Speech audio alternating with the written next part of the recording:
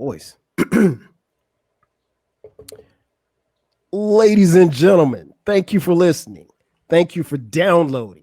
And thank you for subscribing to the latest edition of the 12 Kyle podcast. I am 12 Kyle. Check this out. We are back. If you've been following the podcast, you know every year I try to do a special dedication to the fathers, more particularly Black fathers. And this year is no different. We're talking Black fatherhood. I got two cats on here who are fellow podcasters that I think the world of.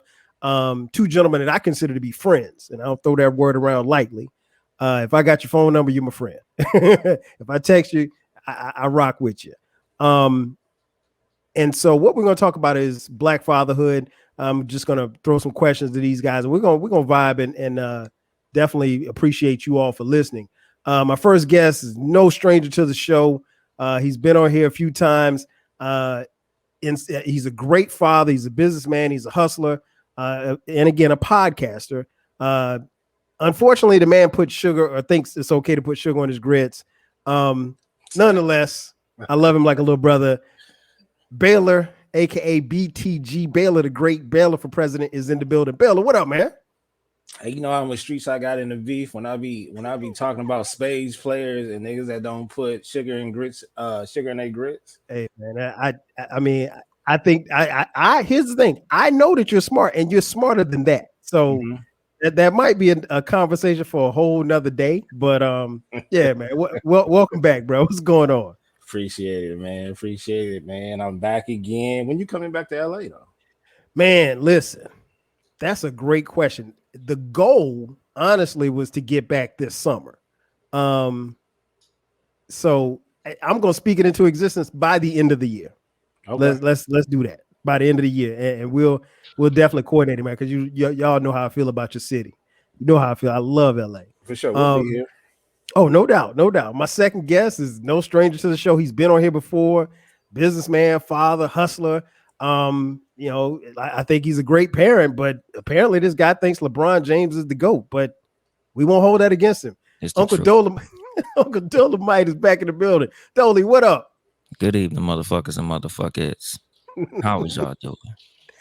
Man, good to have you back on here, man. I see was that Brownie in the background? Yeah, man. Hey, Brownie. Oh my goodness. Hey, man. Look at her. Oh, all right, bye. It's all good, man. It's all good. That's what it's about, man. Fatherhood, man. So I wanted to get you guys on. Two of my brothers from LA. And we were just talking, a little bit about LA before we got on. But yeah, we want to talk about fatherhood. So let's jump right in, man. I guess the first question I have for you guys, and I'll start first with you, Baylor.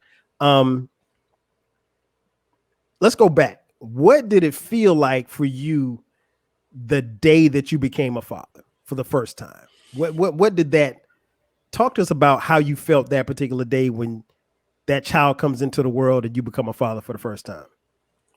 So with my kids, I got different experiences with all of them. Okay. Obviously, my first two kids is with my ex-wife, and we don't get along at all. And that's just how that went. So it wasn't a dope experience at first in the beginning at all. Okay. I honestly didn't get that until I got my last child, Bailey. You know what I mean? Where I had the whole experience.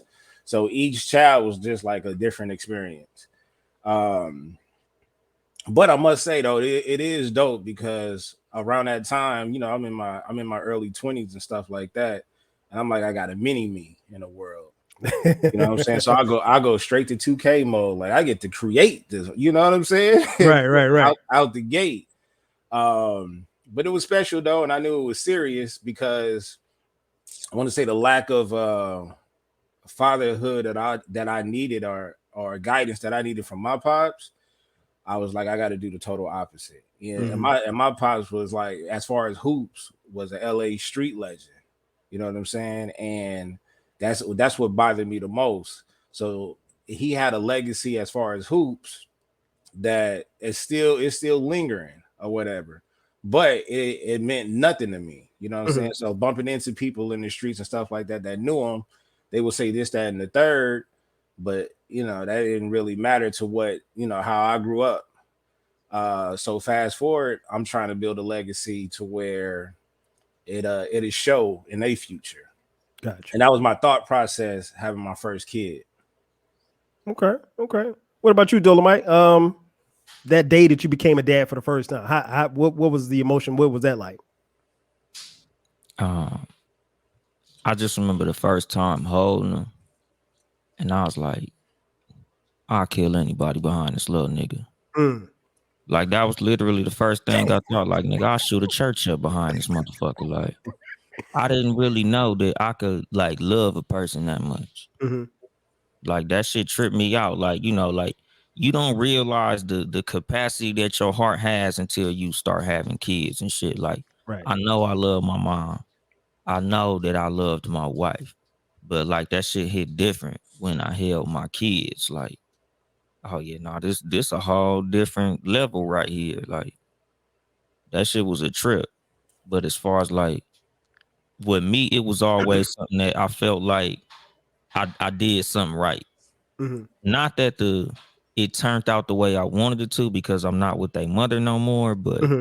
like it was like a goal of mine to have my kids with my wife. Like I Gotcha. didn't want to have like baby mama, because Right.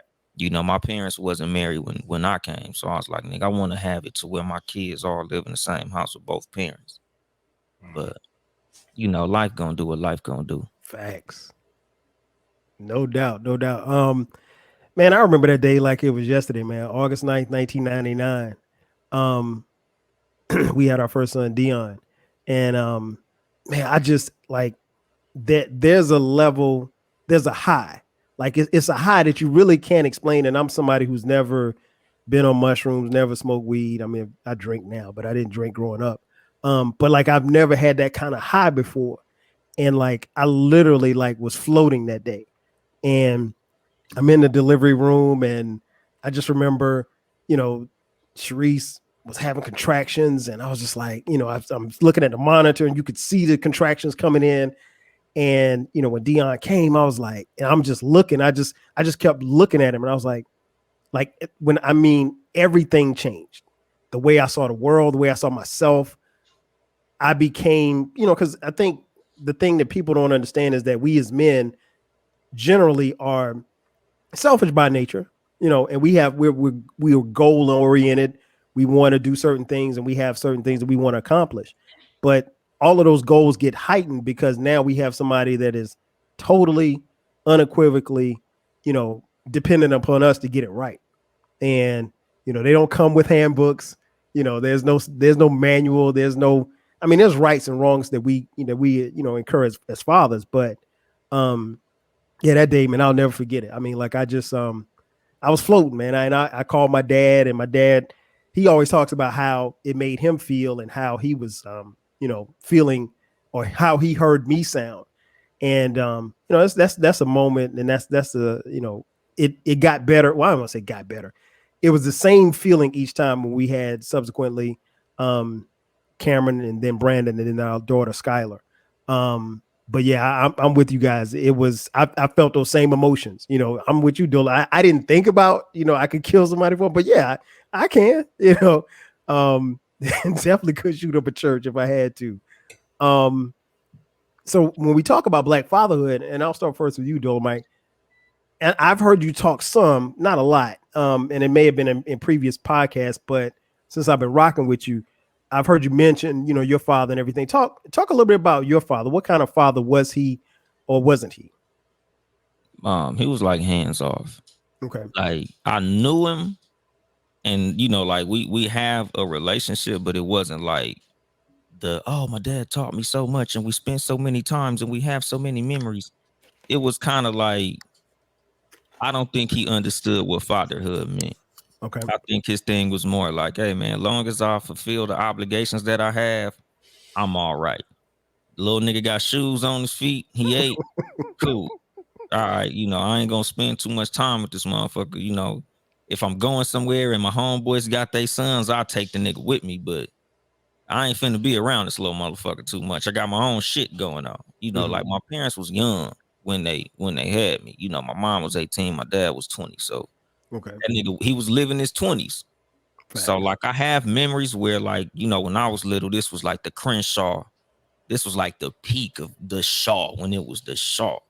So he take me with the low riders and shit, and then he lead me to my own devices. Like I'm Oh wow. walking up and down Crenshaw, my little homeboys, nigga. We like 10. And we on the Shaw. All our daddies is hopping low riders. We in front of Harrison Ross hanging out. You know, I'm sure Baylor, you know, Harrison Ross, the Wiener Schnitzel over there. Yeah. Like Yeah. he was big hanging out on the Shaw, like kicking it.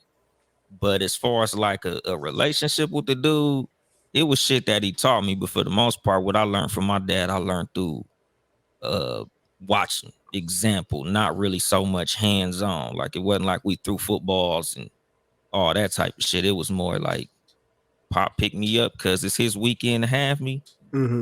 We talked for the ride from say Pomona to Compton, or from Rialto to Compton, or from this neighborhood to that neighborhood, because there was a time when I lived in Ma Piru on the other side of town. So he'll come pick me up, drop me off at my grandma's house, and we'll kick it for a second. But you know, for the most part, he was like hands off. So my thing was, when I have kids, I'm gonna be around their ass all the time, just like how you see they interrupt everything I do and shit. Hey man, they love it. This their time.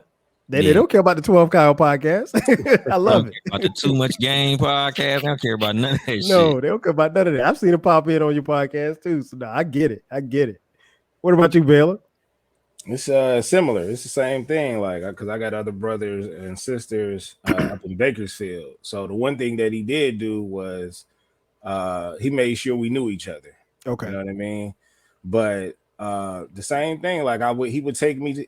He was in his 20s as well, so he would take me to like random parks where he was hooping at. And that was at the age where I'm just watching my dad play basketball, not really knowing what's going on or nothing like that. But I'm all up in Athens Park, Bethune Park.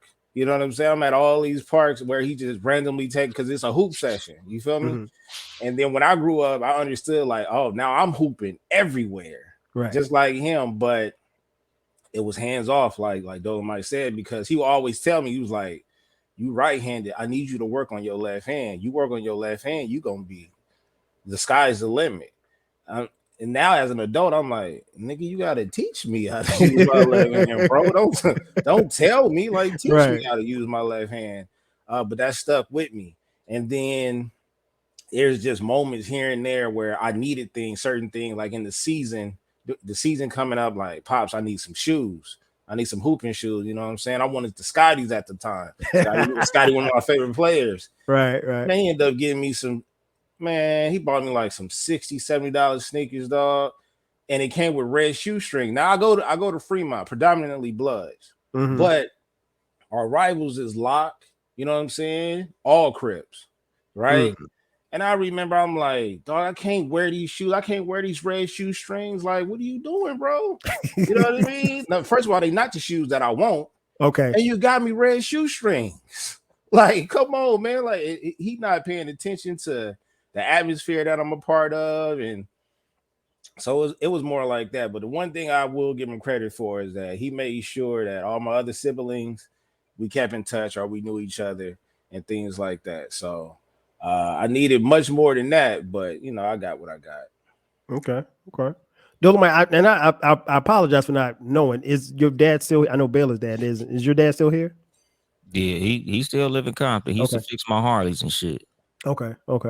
Yeah, my dad, you know, slightly different. This guy he's always been there and still is to this day. And he, you know, what's interesting was when we were younger, my brother Damon is 3 years younger than me. He would always tell us, he's like, you know, as you guys get older, I'll go from being a father to more like a friend, like your best friend. And that's really what it's been, particularly as I've, you know, moved on into adulthood. But my parents divorced when I was 13, going on 14. And, you know, we still stayed close. He just moved to the other side of town in Florence, South Carolina. And, but no, he was the exemplary dad. I mean, like, he was there every day. He was there for football. He was there, you know, any of our activities. And he was, when we were in the house together, he was always present in the house. And there's a certain level of fear that you had, that you would have for your dad, but ultimate respect. And then as I got older, I realized like this guy is like my fan. Like he's like my number one fan, my number one champion. He coached me in Little League football, and I mentioned on the podcast before, like for as dope as I was at football, he always told me, he's like, if you'd have played baseball, he's like, you'd have gone farther in baseball than you did, in football.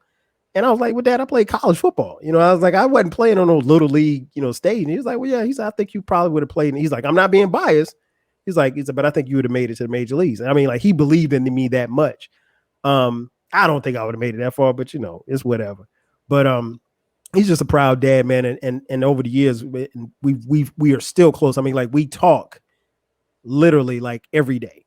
And he is this cat he's the type of dude, man. Like, I could get my dad on the phone and I could be driving. And if I'm driving, even if I don't really have much to say, or I could just be listening, because my dad can talk, right? And so that's a gene that he obviously passed on to me. And yeah, sometimes I'll be in the car. Man, I've driven in the car and he was talking and I lost signal and he's still talking. And then I catch the signal over on the other side wherever I'm going, and he's still talking and didn't even realize I was gone. So, but yeah, he's definitely, everything that he said was going to be with us. Definitely like a best friend. He's somebody I still, even though I'm grown, I still bounce ideas off of. I don't want to say advice, because I make my own decisions, but there's not any type of major thing that I do that I don't, check with him. With him being a grandfather, he's obviously biased now. So it's like, I like kids get in trouble and something like that. I mean, yeah, I took his phone. He's like, why would you take his phone? He needs like that. Wait a minute. You the grandparent now. You done raise your kids now. This is my kid. I got to tell him what to do. And, kind of remind him on those type of things. But, yeah, he's still, again, a best friend. So, and he's somebody who, he'll probably hear this podcast. And what's interesting is, like, it's funny because most podcasts he don't listen to, and it'll be the one. And y'all know I don't really cuss on my podcast. I don't censor anybody from cussing on my podcast. I just don't normally cuss on my podcast. And the one podcast that I get on that I start cussing, he's like, yeah, I heard that podcast. I was like, damn, I did a lot of cussing on that podcast. And it's like, I'm like, but I'm grown. I'm 50. You know what I'm saying? Like, like I shouldn't be saying, I'm 50 years old. I got kids, but that's my man. That's my man, 30 grand. And I don't take for granted the relationship that we have, because I know it's special. And I think, and I've said it before, I think it's in part because he didn't have a great relationship with his dad. And my grandfather, and what's bugged out is my dad sent me a picture of my grandfather like 3 weeks ago. And that's the first time I've ever seen him. Like, I'd never seen him. That their relationship was so bad and so toxic that, I talked to my grandfather, I want to say twice on the phone. In fact, he lived in LA. He left New Jersey, moved out to LA, chasing a skirt. And he stayed in LA for like, the better part of 30, 40 years or whatever like that. And they fell out. And yeah, he sent me a picture of my grandfather. And that's the first time I seen him. And like I said, and he passed away when I was in college in like 94. So they didn't have a great relationship, but he made a vow that, his sons, he would have a great relationship with his sons. And subsequently, that's what we have with me and him and my brother. I guess my next question is, there's always competition, right? And Baylor, I'll start with you. There's always competition. I know you mentioned hoops. Your dad, was a legendary LA basketball street baller. So a two-part question, Baylor. Did you ever beat your dad at anything? And the second part is, have your kids ever beaten you at anything? I'll never let my kids beat me in shit. Hell no. Bailey included. Right. Mean, she got me in gymnastics, but everything else, hell no. I never played against my dad. Okay. No, I never got the chance to do that. But I definitely would have tried to go at him. I know I got a lot of his traits. His traits. Like if I ever come off as an asshole or cocky or something like that, that's all my dad traits. All of it. And I can honestly tell you that's just a part of my personality. How I treat you as a person, that's who I am. Well, my personality though, I'm gonna ruffle a couple of little feathers, you know what I'm saying? But that's how I play around, and it's how I grew up too. You know what I mean? Like we had to you had to be sharp with the tongue. You know what I'm Mm-hmm. saying? You know, because the bullying is different out here. Oh yeah. But nah, if I would have had the chance to play him, I would have went. Oh man, I would have went at him. I would have dogged him. I So would have. okay, I would. so 17. If you had to play against him in his prime and you 17, who you think winning? He might have me at 17. I was like a buck 60. I was Okay. give me like 2021. Okay. I'm hitting him Okay. with So my prime shoulder. Baylor. Okay. Gotcha. Yeah. Okay. Okay. What about you, Dolomite? Did you ever get a chance to beat him in anything, and are you letting Deuce and Brownie beat you in anything? I beat him at being a father. Mm, But shit, as far as no, I don't let them beat me at a motherfucking thing. Like I don't teach my kids mercy. Like nigga, facts. if you compete to win. Like Brownie beat me at like some board games though. I ain't gonna front. Brownie a beast with that shit. Like nigga, we played like guess who? She whooped my ass, nigga. I was not trying to let her, nigga. She just served me, nigga, just straight up. Like it just was what it was. But as far as like video game, I beat the shit out of Deuce. Nigga, Mm, we have fun, you know. We do what we do, but I wear his ass out, nigga. Like I'm not finna allow you to beat me because right. that's not the world. The world Facts. not gonna let you win. So nigga, you don't win until you earn that shit. So Facts. nah, like, and that wasn't how I was raised. My dad wasn't. He wasn't an athlete at all. So Hmm. nigga, at 12, I could beat my dad at any athletic anything. Nigga, if we Okay. played basketball, he knew. He saw me.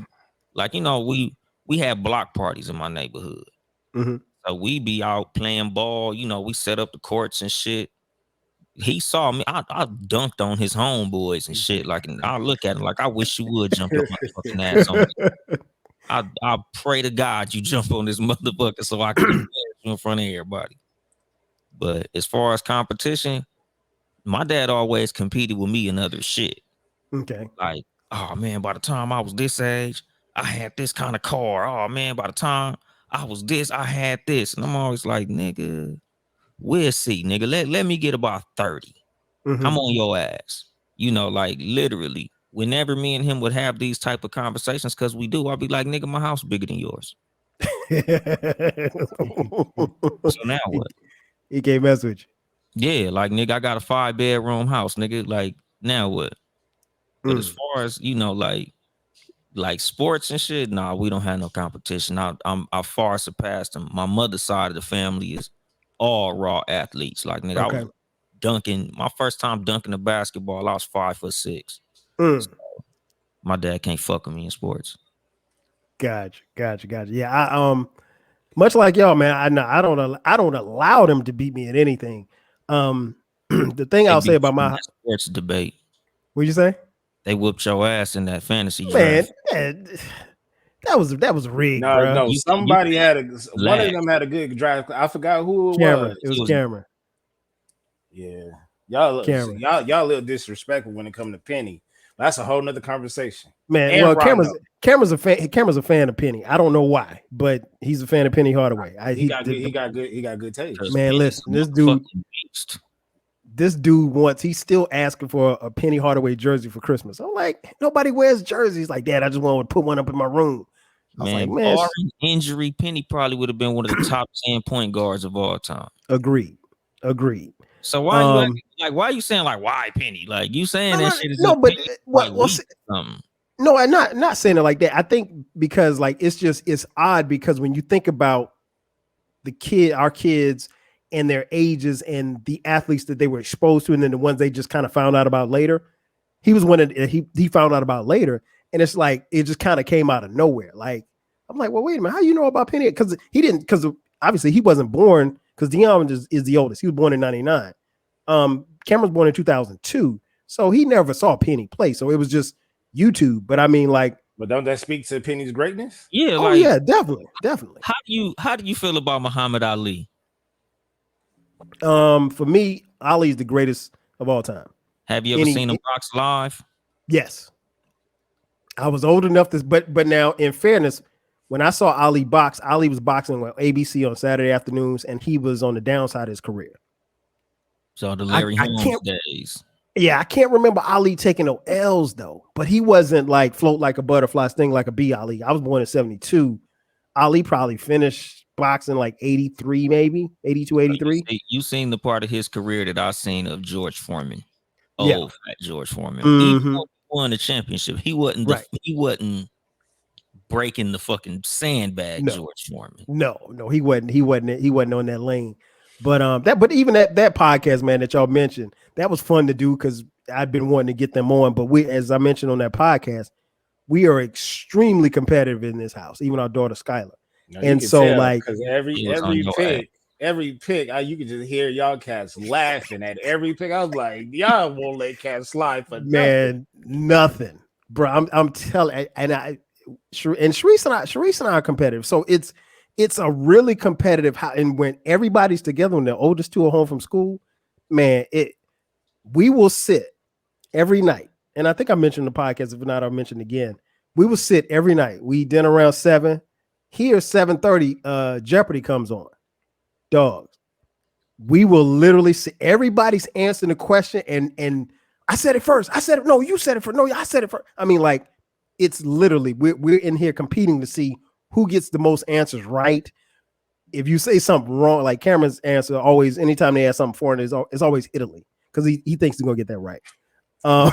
But yeah, we're ultra competitive, man. So to answer the question, no, I'm not gonna allow them to beat me, but they're at that age where basketball, they want to play me one-on-one, not gonna happen. Because I'm old now, you know what I'm saying? I mean, I got the back down game, but other than that, like, you know, they running and jumping, they play ball all the time, especially older two, they play in college. You know what I mean? They hoop with their friends in college. Beat my dad. I did beat my dad. He was 40. and if I call him right now, he'll swear up and down that this didn't happen. We had a foot race. And he was like, I think I was like 12 or 13. And he was like, I'll beat you. You know, I can beat you. You ain't faster because at that time I'm starting to get a little speed by myself. So I'm confident, I'm cocky. And this dude really tried to race me. So we had my stepbrother, he was about 40 yards off. And man, I got out the gate, and I'll admit he kind of closed in on me. But at the finish line, there was one champion. He swears up and down to this day it was a tie. I'm like, Dad, it's not a tie. If I beat you by 2 feet, it's not a tie. So I could call this dude right now. He'll swear up and down, and he gonna take that with him to the grave that he tied me in racing at 40. His thing was like, I'm still athletic. He had a pot belly at 40. He wasn't fast. I got him. So I think that experience just taught me, like, when your kids get to a certain age, when they can beat you at stuff, whether or not it be athletics, whether or not it be, video games, that's when you can't play them because you don't want them to have that over your head. So yeah, I ain't trying to see that. My next question, I'll start with you, Dolemite. I have my thoughts to the answer of this question, and it's one of the reasons why I have you guys on this podcast. But I'm going to ask you, Dolemite, who are you as a dad? Who am I as a dad? Like like I said on that episode about fucking John Morant, like I'm the homie. Like, not the homie in the sense of like what I defined as a homie, but like I'm like the big homie. Like, I'm their friend. Like, we cool, we have fun and shit. I hold them accountable, but for the most part, I'm the fun parent. Like, I let their mama be the bad guy. That's her. She fire and brimstone. But like with me, it's more we kicking it. I give y'all niggas life lessons. I teach y'all motherfuckers. Like, I'm trying to show y'all what it is about, what this life shit is about. But as far as like whooping ass and shit, I'm not like a strict disciplinarian. I'm more of a, as long as y'all don't burn this motherfucker down or hurt each other, it's all fair game, nigga. Like, we kicking it. And this nigga playing Grand Theft Auto right now. She got braces, but she eating popcorn. Damn well. You got braces. Ain't supposed to, yep. That's exactly what the fuck she doing right now. She over there eating popcorn. She got all my fucking jewelry on and shit. We just be in this motherfucker having fun. Like, But for the most part, I just make sure that I guide them towards the realities of life. Like, nigga, as long as you handle your business and do what you supposed to do, life is an enjoyable thing. Nigga, just don't do no stupid shit and you'll be straight. So, as far as a father, nigga, I'm hands-on, but I'm hands-off at the same time. Brownie. As she walks behind you with popcorn. Yeah, like, And the jury on though. yeah. Like, what is you doing? What about you, Baylor? Very similar, man. Like I want to be, of course, you got to be the enforcer, but I want to be the cool uncle too. You know what I mean? You got to tell them, like, to me, it's all about the image, but the image got to be consistent. Like when they not watching, you know what I'm saying? So I don't want to be fake in front of them, and then I'm somebody else when they not looking. So my son has actually said this, like the way he treats his girlfriend, he sees the example of how I treat his mom. You know what I mean? Right. And then like with my daughter, the whole thing is like, man, you try to teach them as much game, shout out, that you can to them before they leave the nest. You know what I mean? So when they go through these certain experiences, they can reflect on, oh no, Pops handled it like this. You know what I'm saying? Whether it's my son or it's my daughter. Nah. You, the way you talking to me, nah. You and I get it. You don't want to do too much because when they get into their relationships, it's not going to be like how the relationship is with my wife. But at the same time, you take the good traits from that. You know what I mean? Okay. And that's what I do. I'm only the enforcer when they just getting out of pocket. Like when I see my wife and everybody know, man, when she not happy, the house not happy. Right. And when the house not happy, I'm upset. Right. Because I want to be happy and I get agitated. So I start, my wife, it's a running joke in the house. Like literally, everybody be laughing about this. When I get mad, I slam cabinets, all kind of shit. Be scaring the shit out of them, right? But you gotta show that level. But most of the time, I'm even keel. You know what I'm saying? Like we very competitive. Nerf gun fights. We go out, go swimming. Sometimes they come to the jacuzzi with us. Sometimes they don't. But it's like, and we talk to them, and we give them an opportunity to talk back. You know what I'm saying? Okay. Not in that way, but no, challenge me, because even though I'm your parent, I'm not gonna always be right. You know what I'm saying? And sometimes I bring work home. So anytime I hear my daughter's voice and it sounds like it's whiny, I snap. You know what I'm saying? But then I have to like, calm down a little bit. It's not even her. It's not even her. But at the same time, you got to be the enforcer sometimes. But I'm with Dolemite, nigga. I let my wife be the bad guy because she do it good. You know what I'm saying? But sometimes when it become overwhelming for her, then that's when I got to be Darth Vader. You know what I'm saying? And then I got to start checking everybody and stuff like that. And I'm okay with being a bad guy at that point. Okay. Who am I as a dad? That's an interesting question. I don't, and I think I know what the answer is. I try to be. I know for a fact that I'm somewhere like my parents are like they set the gold standard for me. I think whatever level of success that I have, they didn't reach it, but like I'm still chasing them as far as like I've surpassed them financially, but I'm still chasing them as what I think a parent should be. And fatherhood. I mean, like, who am I as a dad? I think I'm somewhere between like Martin Payne and Cliff Huxtable. I can be the enforcer. I can be the asshole at times. I recognize that. I also can be that sounding board. And I think the biggest thing is I try to tell all of them, like, you can always come to dad. You're not going to get in trouble. And, it'll be interesting to see. And I'm very interested to see, especially as time goes on and my friendships with the two of you grow and seeing your kids grow, because they're so much younger now. When they get to that 20, 21, 22 age, how your relationships change a little bit and how you interact with them and how they interact with you, and you might see them a little different. And, the thing I think we all have to keep in mind is in fatherhood, we're Superman. We're Superman. all day long. And then probably by the time they get to 18, 19, 20, they start, and when they start having life things happen around them, they start to understand like you just a regular dude, like you just trying to figure it out. Like my dad, they'll be like, well, yeah, my dad did the best that he could. And I think the biggest thing is understanding that. But I think that's who I am as a dad. I'm fun. I'm much like what you see or hear on this podcast. I'm fun.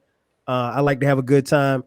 I like them to, my one of my key phrases is stay focused. Like stay focused, because anything can get you off track. And I know that they have the world at their fingertips, and they don't have to make it any harder than it's already gonna be. One of the things that they constantly say sometimes in this house, they be like, well, Dad, that's not fair. That's not fair. My response is life ain't fair. I was like, and I told our youngest son, Brandon, the other day, I was like, man, listen. I said, when you step outside these four walls, nobody gives a shit about you. I said, understand that. I was like, nobody, and I spit it to him real, just like that. I said, nobody gives a shit. I said, now there will be people that want to see you win. I said, but it's gonna be a whole bunch of people that want to see you lose. I was like, so you can't get caught up into what people think about you. It's about what you think about you and what you mean to the people who love you. I said, outside of that, it is what it is. And so these life lessons, I try to impart upon them each day. And then it's also, like you said, Baylor, how I live too, because the thing that my dad told me and my brother Damon, he said that, the best advice he got when he became a father was, he said, you have to be three things. He said, you have to give your kids three things: love, discipline, and an example to follow. Now, the first two, relatively easy. The third one, is a little bit difficult because you don't want to be somebody, you don't want to be this way with them one day and then this way with them the next day. Yeah. But yeah, that's that. I would say that's who I am as a dad.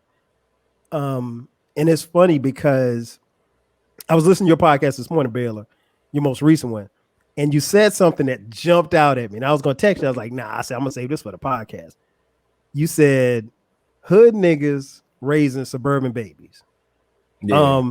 So my question to you, and then the Dolemite. Well, let me start first. Dolemite, you are a member of an organization. That's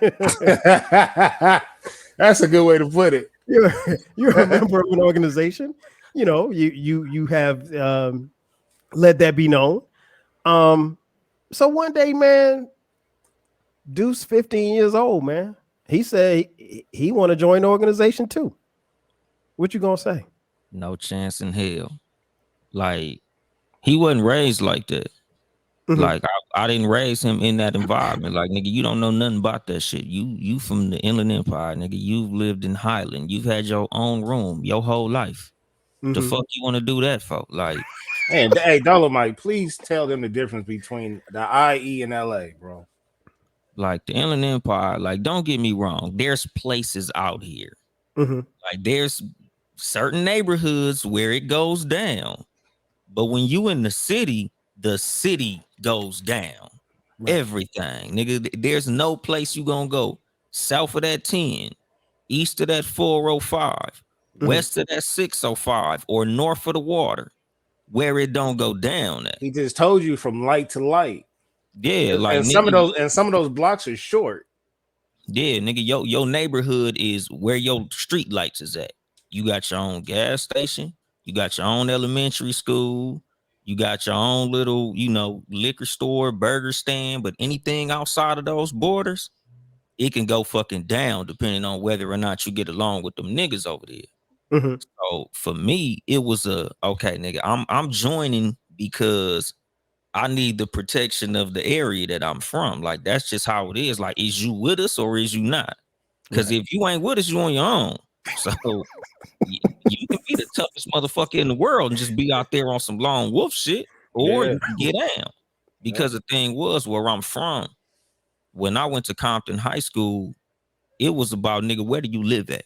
Right. Because you gang bang. Nigga, you ain't no, I don't bang. You don't bang. Fuck you mean you don't bang. Especially, where your grandma stay. Yeah. Nigga, where your mama stay? Where your daddy stay? Where do you They gonna figure it out. Yeah, right. Like, oh, you kick it with that nigga? Oh, nigga, he from here, so you from there. Yeah. Oh, you kick it with 3 of them niggas from over there? Because that's how certain niggas became members of gangs they didn't live in. Because some of these niggas might have 6 or 7 friends from the neighborhood across the street. And you gonna end up getting your ass beat too. Because them niggas, because that happens. Oh, nigga, I'm from over here because I'm cooler with the 6 niggas from over there. But you live over here though. Right. So you gonna get your ass whooped double time because you basically a traitor. You went and joined them. Like, I got a cousin like that. I got a cousin that's from the hood across the street who we don't fucking get along with. And there was a time he couldn't come to grandma's house. Like, nigga, we told our grandma, like, we gonna fuck him up. Sorry, it just is what it is. You see how you But sorry. it's your cousin. Yeah, and she like, that's my grandson. That's your family. Yeah, if he was family, he'd have been from here. Nigga, he didn't give a fuck about family when he got put on over there. Nigga, fuck him. He chose them niggas over us. So far as we concerned, nigga, come get down. If you want to come visit grandma, get down about it. See how bad you want to come see grandma.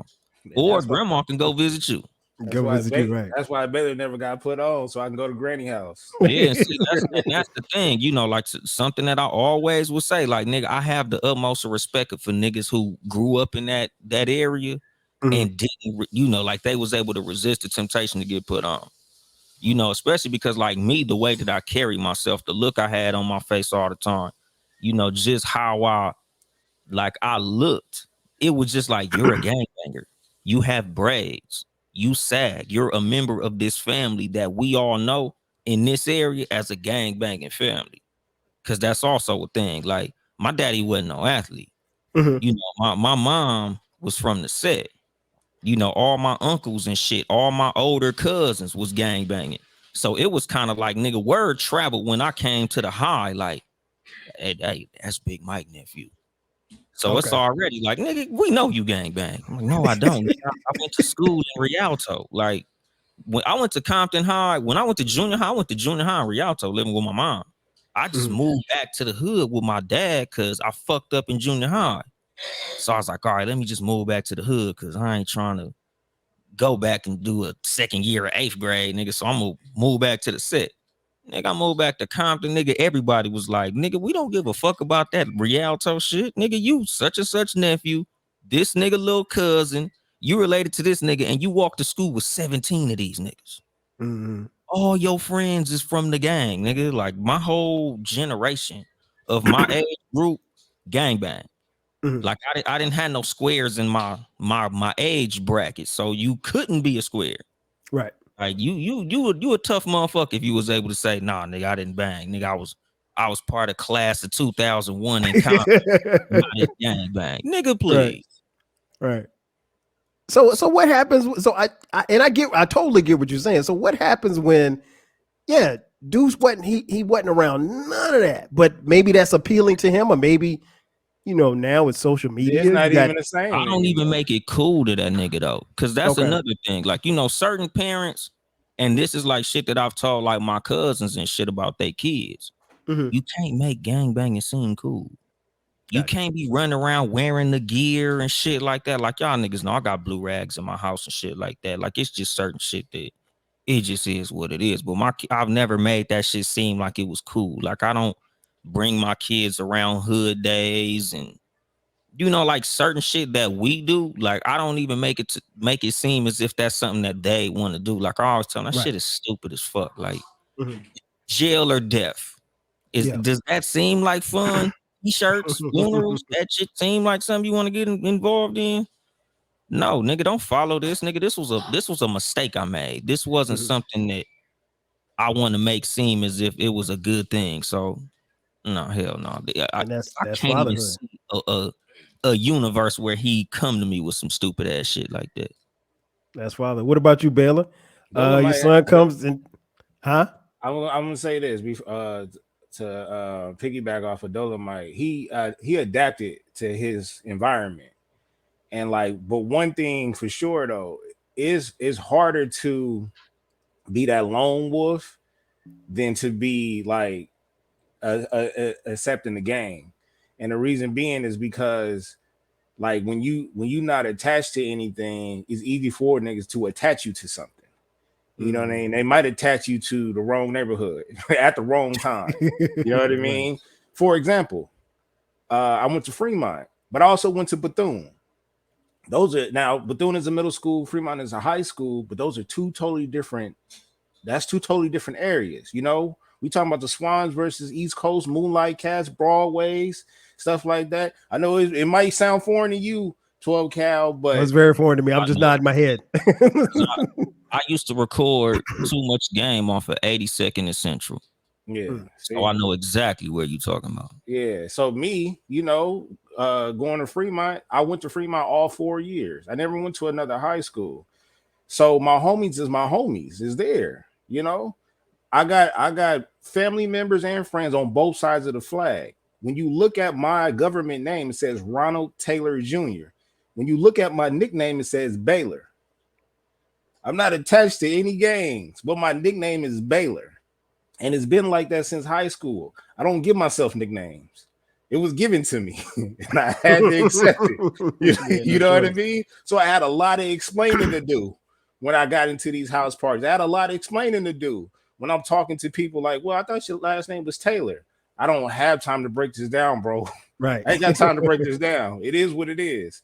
But as far as my son, nah, he had his little run in LA before we moved out here. Okay. You know what I mean? So he was going to school. He was going to school in Inglewood and stuff like that. But he not built for those public schools out there. And my daughter, she was born in the IE. She don't even know what LA is. So it's like, and the game making is different. Now it's more commercial. Like they pushing it off as like a brand. You know what I mean? Like, it's not the same. A lot of these rappers, a lot of these actors and actresses is putting on, and they don't even know the origin story. You know what I'm saying? So I do talk to them, but they not in an environment. My son goes to Chino. He goes to the same high school the Ball brothers went to. You know what I mean? Most likely we trying to stay in the same neighborhood. My daughter gonna go to the same high school. They never went. They don't know what Compton High is. They don't know what Centennial is. They don't know what Locke. They don't know what Manual. They don't know what Fremont, Crenshaw, Dorsey. None of that. My wife went to Dorsey. I went to Fremont. So she understands it. We understand it. We all got PTSD off of that. But how we raised them in the neighborhood. Dog, I just finished tweeting out. I'm cleaning out my garage, waving at my neighbors. I didn't do that shit in LA. We ignore each other. You know what I mean? So it's different. It's different. He had his run-ins at school where they was fighting. They do a lot of ghetto shit at the school, but that's what we call it. It's just ghetto shit. Because you going to school with white folks, bro. I didn't start seeing white people like that until the college years.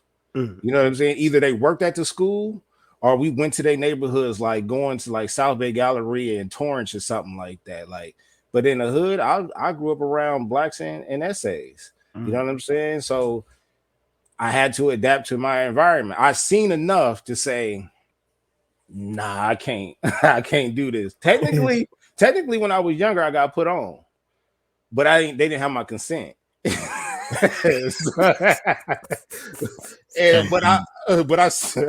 stayed in different hoods all the time, man. I stayed off of Grape Street. We had to verbally fight my mom not to move us to Cedar Block. Damn. Dolemite. See? Yeah. I was like, nah. The funny thing about Cedar is like literally, like game makes them seem as if like they the big scary nigga. You gonna get fucked up if you from Cedar Block. Cedar Block is like 6 niggas, and they surrounded by Crips. They basically inside a Palmer Block, which is a Crip neighborhood. They up the street from us. Like anything you want to do if you from Cedar Block, you pretty much better not tell nobody you from there. Damn. Because they don't have a gap. They don't have a school. They don't have anything. And I stayed in a neighborhood the total opposite of that, because I stayed off of 80th and San Pedro. Those are in that area is mostly Swans, but on my block it was Main Streets. You know what I mean? So it was like, I don't know how it happened. I don't know how this is broken down. I don't know how they not beefing like that or anything. But Main Street was getting their money though. They was getting their money. But I grew up around Swans. I grew up around East Coast. I grew up around Broadway. I grew up around different gangs or whatever. My kids didn't though. So they don't know that. If they see it on TV, they see it on TV, but they didn't grow up in that type of environment. So I ain't got to worry about that. Yeah, Yeah, I and like think both of you. nowadays, Go ahead. No, go ahead, Dolan. most of the kids now that push the quote unquote gang shit, it's something that they heard in a rap song, or it's something that they see an Facts. artist doing. And like I explained to people, my kids when they get old enough to understand, a lot of these artists ain't like that. The game ain't like that. Like as much as he pushed that YG, he's not like that. Like us in LA who know a lot of the artists that push that shit out this motherfucker, they're not like that. Those niggas is just as gang affiliated as Kendrick Lamar is. Yep. Kendrick Lamar is just the one nigga who's brave enough to, like I said, resist the temptation to pretend he gangbang. Yep. Like Kendrick didn't bang, and he tells you in his music, nigga, I kicked it with them niggas. I might even did some dirt with them niggas, but that ain't my life. Yep. Game and YG, same shit. Game was an athlete, YG was a dancer. Yep. But you know, as you progress in the rap game, it's like, man, if you was a blood, you'd be leveling up. If you Right. push the set, you level up. So a lot of rappers out of LA, they really busters. They're poets, my nigga. They're art geeks. Nigga, them niggas took music classes. But Yeah. because of the temptation of the area, it's like a lot of motherfuckers just jump in because like with me, nigga, I've always said I was made a gangbanger. I wasn't born to be one. Like that's not the type of nigga that I got homeboys who nigga, we grew up. You knew them niggas was gonna bang the set from kindergarten. Like this nigga's a fucking knucklehead. Nigga, I was on the honor roll. I didn't plan on this shit, nigga. This was some shit that I was like, well, it's either get down or get fucked up. Nigga, I Right. live with the nutty blocks. We don't fucking get along with nobody. Occasion don't like us, Spooktown don't like us, Farm Dog don't like us, Track New don't like us. It's a lot of motherfuckers don't fuck with us. So if I get put in a classroom with a bunch of these motherfuckers, it's Yeah, like, you got a nigga, choice. yeah, nigga, it's like, nigga, if I'm gonna have to squabble any goddamn way, nigga, I might as well get some of the glory of pushing the hood. So fuck it, Right. nigga. I'm from Nutty now. So okay, you want us to worry about homework? I'm trying to Yeah, get home. you know, and that's the thing, and I think Mio and I talked about that before, man. I think those stories, even listening to you guys tell that, it's amazing to those of us who didn't have to come up in that type of environment, that the two of you came through that, saw your way through that, and went on to be who you became. And now, you know, the roles are reversed as far as like you raising kids.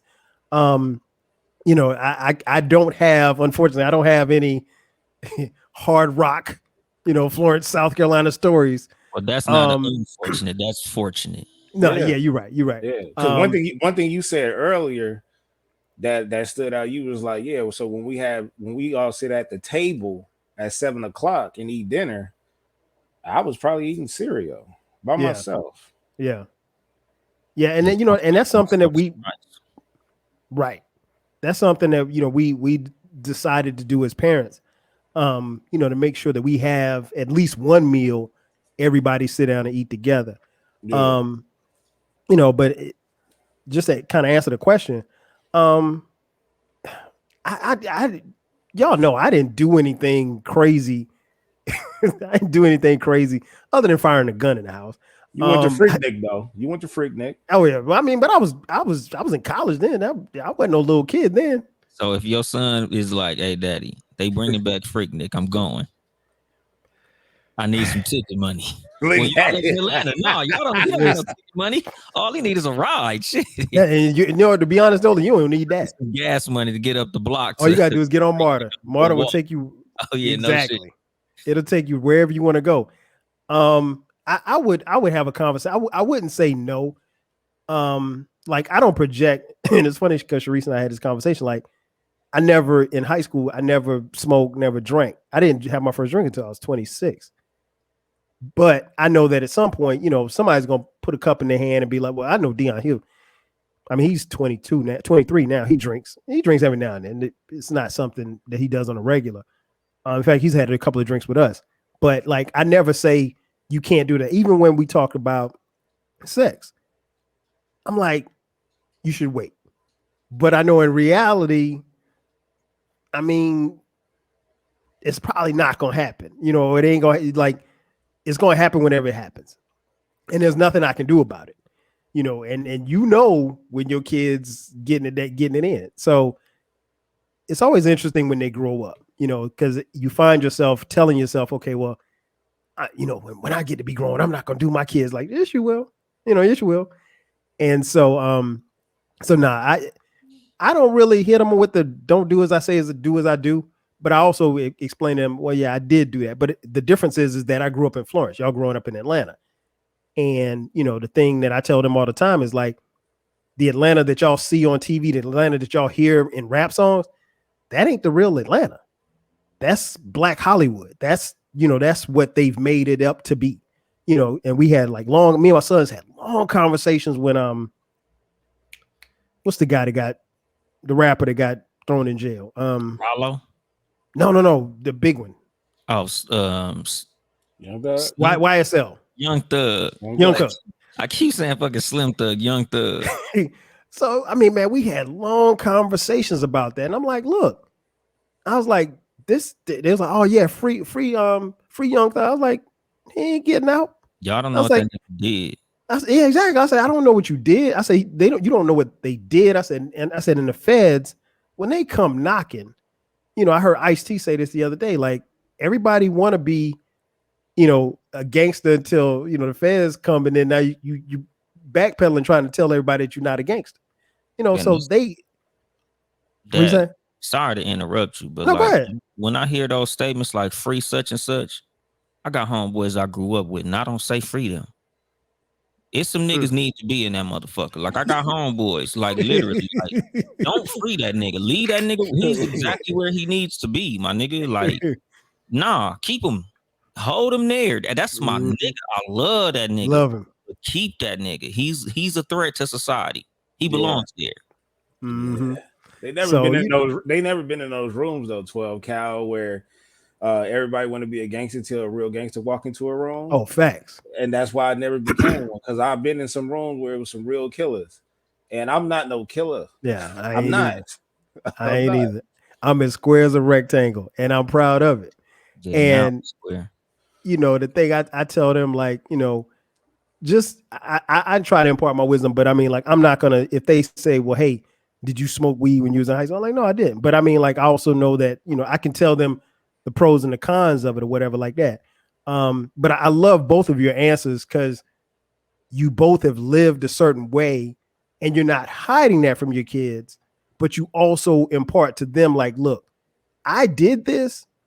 Maybe I did this because of the circumstances that I was in, and I did everything in my power to get myself and my family out of those circumstances to where that's not even an option for you. And now if you run to it, like Dolemite said earlier, it's dumb. Like, it doesn't make any sense. Like, you know nothing about that life. We worked hard to put you out here to where you don't even, you know, it shouldn't even be a second thought. Last question I got for you guys. And I'll start first with you, Baylor, because here's the thing, folks that is listening. I'm 50. Dolemite and Baylor are both 40, right? So there's a 10-year difference. But one of the first things, and I think I've told you guys before, but I'll tell you again. One of the things that stuck to me the first time I heard Baylor, the first time I heard Dolemite on the microphone, one of the first things that came to me was, I mean, outside of your accents, one of the first things that stuck to me was like, I said, they had to have grown up around older people, because in the South, we have this thing called old soul. Old soul. So like, we'd be like, man, oh, he got an old soul, you know? And the first time I heard Bill, I was like, yeah, he has an old soul. And you were talking about, I think you mentioned something about some music that you listened to. And then I think the first episode I heard of Dolemite, I can't remember what episode it was. Dolemite was talking about the music in the 70s or something like that. I was like, okay, he an old soul. So, Bill, I'll start with you. Who were, outside of your father, who were the older, because they had to have been older men or an older man in your life that kind of gave you the game. Shout out to Dolomite. That gave you the game or gave you the wherewithal to kind of push forward as a man? That was my step pops. Okay. That was my step pops. That's where I learned my manners, because his parents is from Texas. My grandparents are from Texas as well, but also my uncles and aunties and certain family members that I never met. They come from the Chicagos, the Memphis, Louisiana, and stuff like that. So we got a Southern background. Hell, it's called Southern California. Shit, you know what I mean? But that's where it come from. And who didn't grow up where on Saturday mornings when you had to clean up the house and you had some of them 70s jams on? You feel me? And so that, and then if you ever rode in the back of a car and the back seat was probably as long as your goddamn bed, you could lay down in that mug. The seat belts was just the one that was just across your lap. You know what I'm saying? A tape deck. Yeah, niggas don't know what a tape deck is. That's where it came from. So I grew up listening to Stevie Wonder and obviously MJ and Prince. Of course. But we grew up listening to all those oldies and stuff like that. But I was also taught by my step pop side of the family, his mom and his father, yo, get your elbows off the table. Yes, ma'am, no, ma'am. Yes. When you come in the house, take that hat off and speak. Especially when you make eye contact with somebody. Facts. You speak. Now I have that, like, I'm 50-50 with it, because I'll be walking up and down the street anywhere, and on purpose, sometimes I'll look directly at you so I can say hello. A lot of people don't have that same type of upbringing, so they'll ignore me and I'll take it personal. But now I was like, I don't know, I'll just judge you off of me seeing you for the first time. Sometimes I look down, sometimes I might look at you. You know what I mean? Sometimes it catch me off guard if somebody speak to me first. You know what I'm saying? Because LA is just different like that. But that's how I was raised. My step pops. When I didn't get those Scotties from my dad, he took me to the Beverly Center. Okay. At that time, the Beverly Center was like that. The Beverly Center not in the hood. You know what I'm saying? That's over there with the white folks. It's going down over there now. But of course. Back in the day, it's like I wasn't over on that side of town a lot, maybe at all. You know what I'm saying? But that's where I got my first pair of shoes. When I first pair of shoes connected to an NBA player, I did have a Patrick Ewings. But that's a whole other I had those in middle school. But you talking about the AIR Scotties? The one with the red stripe at the bottom. Oh, okay, yeah, you talking about the Pippin twos? Yeah, the Pippin twos. There you go, the Pippin twos. Because the AIRs, them bitches was expensive. Those like 110, 120, something like that. Bitches was like 180. Yeah. Them motherfuckers came out because that was the first shoe that had the air bubble go. Air bubble, exactly. Them motherfuckers was 180. I remember that shit like it was yesterday, because I told niggas when the Concords dropped, them AIR Pippins was way harder than the Concords when the Concords came. Hey, yo, Dolemite to tell you, dog, besides MJ held it down in the 90s, but don't sleep on them Barclays. Niggas was dying over them Barclays. Yeah. Heavy. Man, you know what I'm saying? Like them Jason kids. No, that was cold. Those were cold.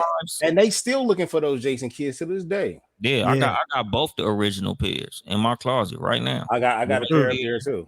And the black pair with the checkerboard on the motherfucker. Okay. Yeah. And it wasn't no resale prices back then.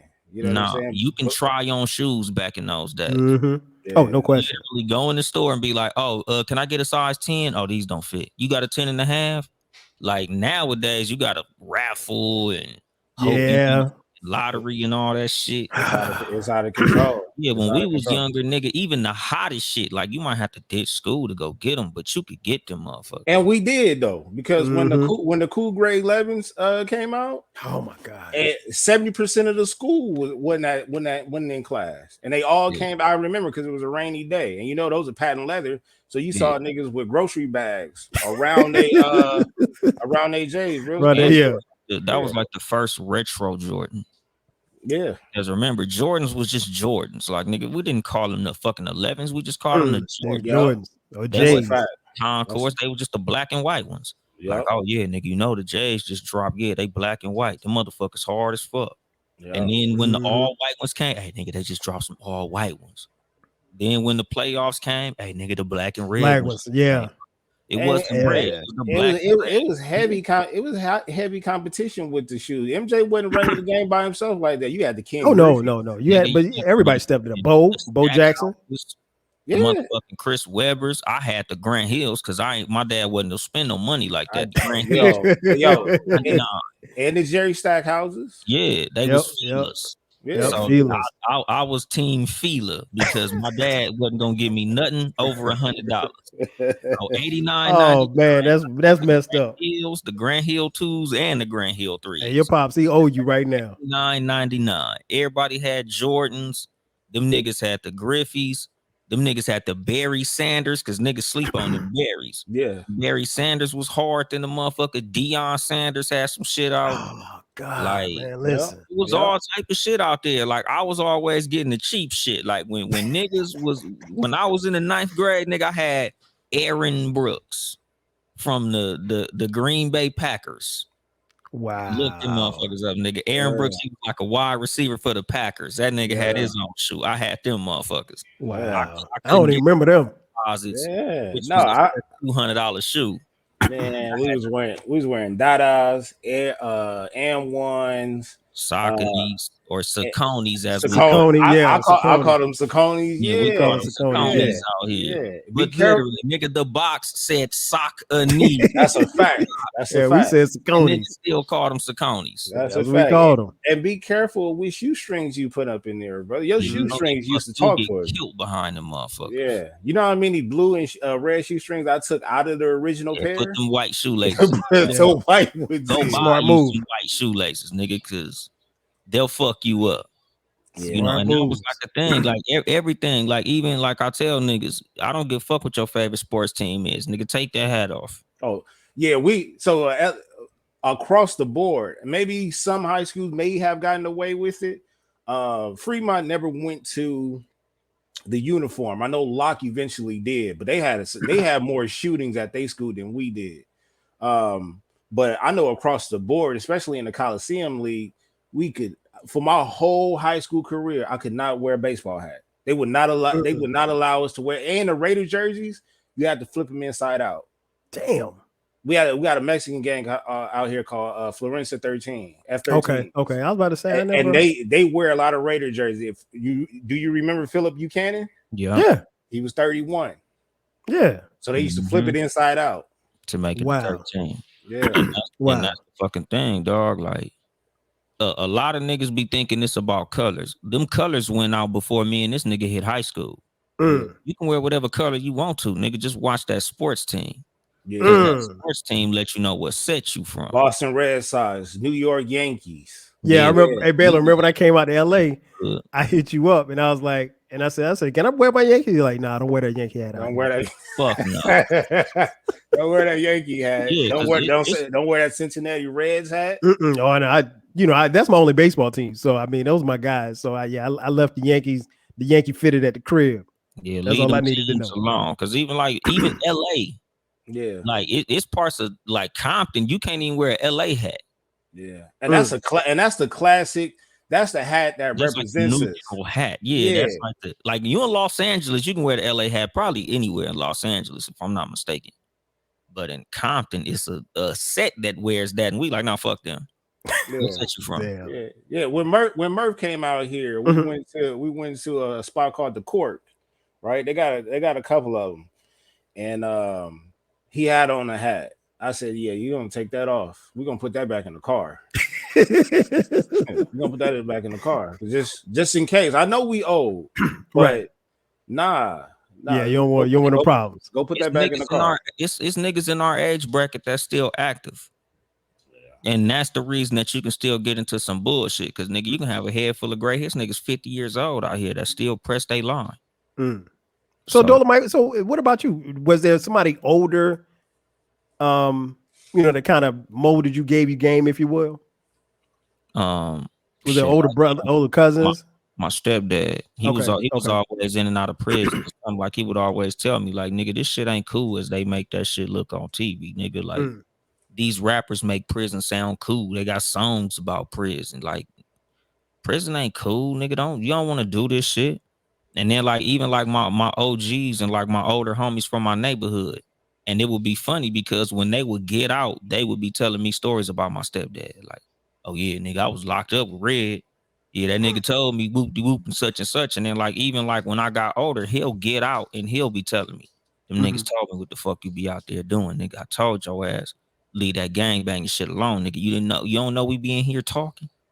You know, and like that's the thing. Like I was raised around a lot of motherfuckers older than me. Like even in my gang banging career, a lot of the motherfuckers who I kicked it with was gray hair old niggas. Like I didn't run with my generation. Like my generation was the BGs and the OTGs, which like in gang banging, depending on the years you was born, you get assigned a level.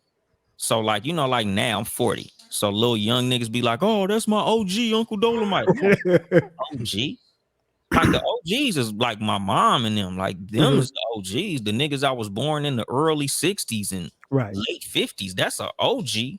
Nigga, even if you was born in say like 67 to like 70. Nigga, far as I'm concerned, nigga, you a OBG. You ain't even a OG to me.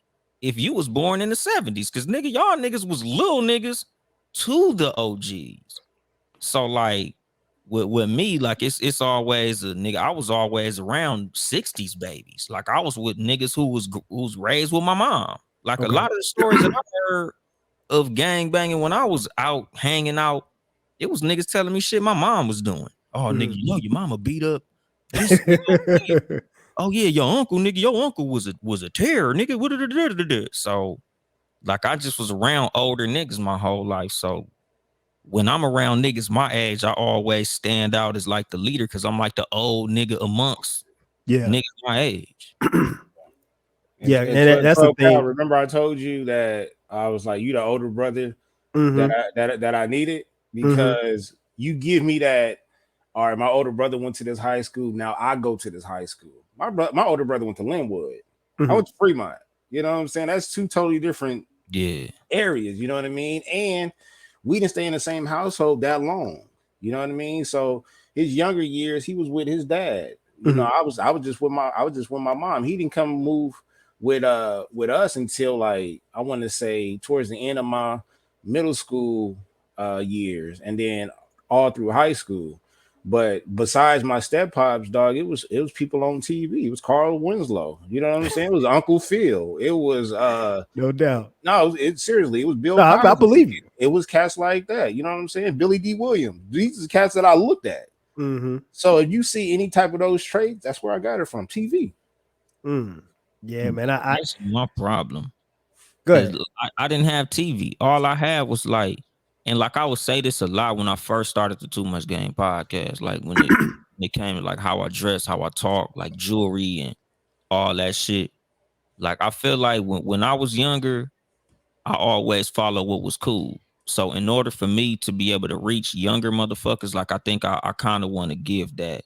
Like nigga, you could be a square and you can have all the jewelry that the gangbangers had. Cause when I was little, all the niggas who I knew who had lowriders and shit, so dope. So that's what I wanted to be like.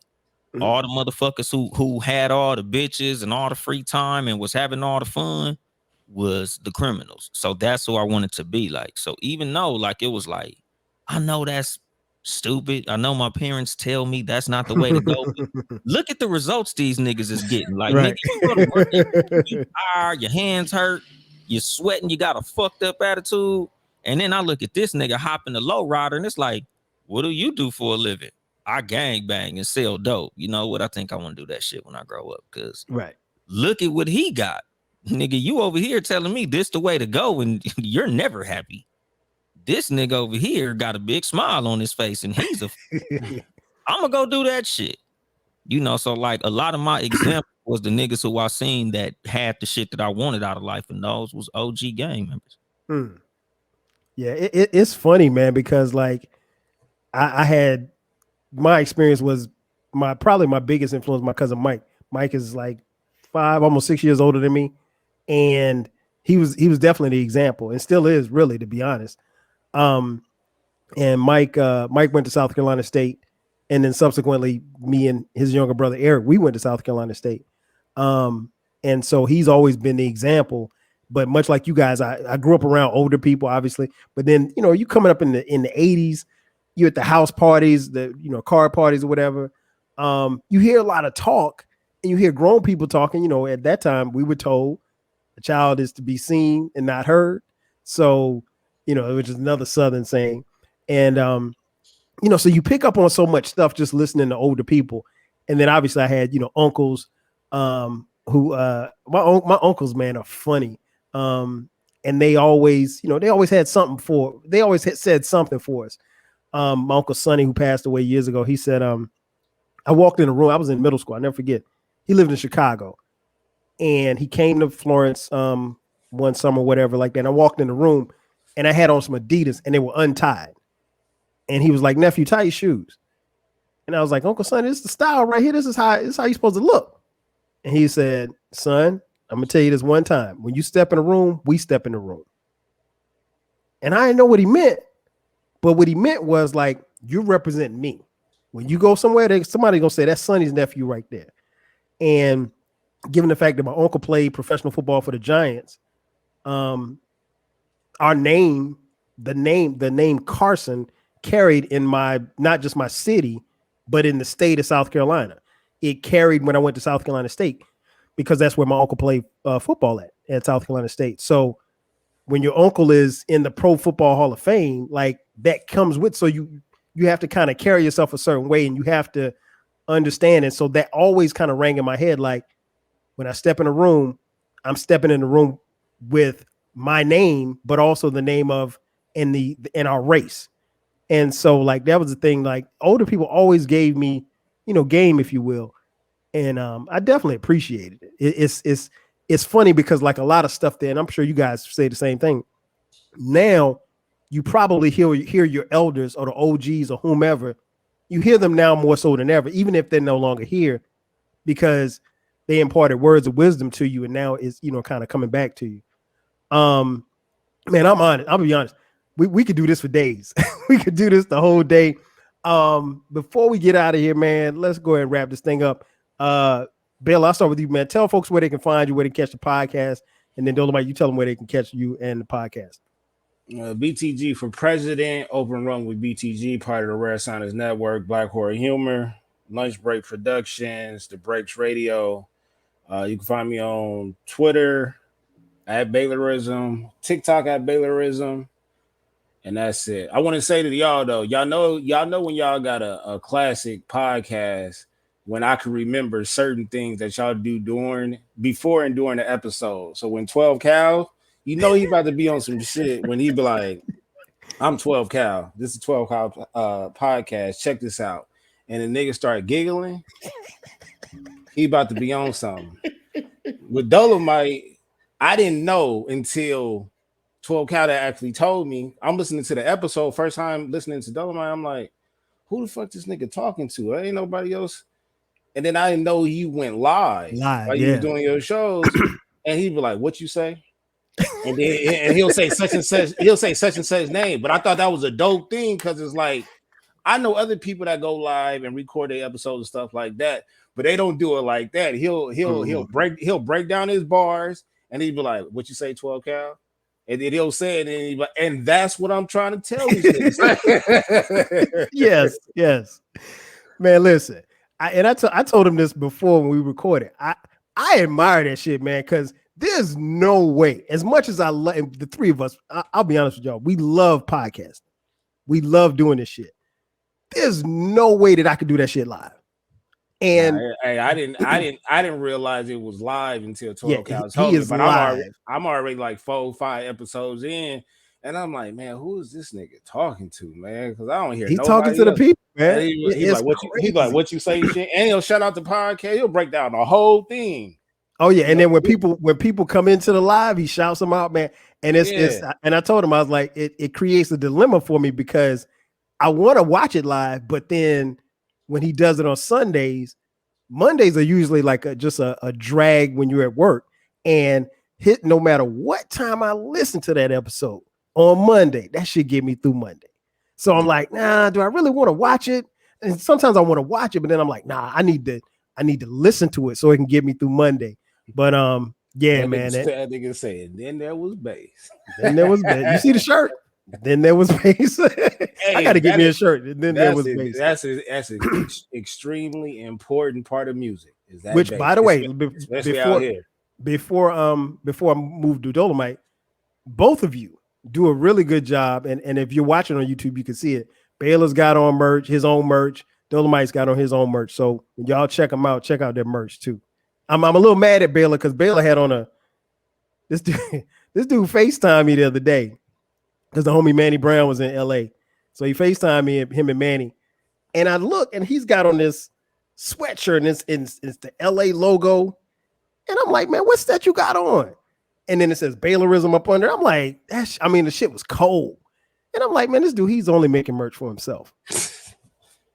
He's not giving it to nobody. He's keeping it dope shit. One off though, like nigga. Yeah, you gotta have that one off. It's me right here, nigga. Dolemite. You know what? I would have been cool had I not seen it. But we were halfway through the FaceTime, and I'm like, wait, man, what the fuck that is? He got that shit cold because I wasn't paying attention at first. Yeah, but Baylor, he keeps some stuff, man. Don't tell people where they can find you, man. Instagram and Twitter, Uncle Dolemite. Instagram, Too Much Game Podcast. Twitter, Too Much Game Pod. YouTube, Too Much Game Podcast. TOO Much Game, not the number 2, because niggas be trying to be fancy and stupid. Hit the bell notification because I'm finna start recording my shows live on YouTube. Like I'm not finna be doing the pre-recorded uploads.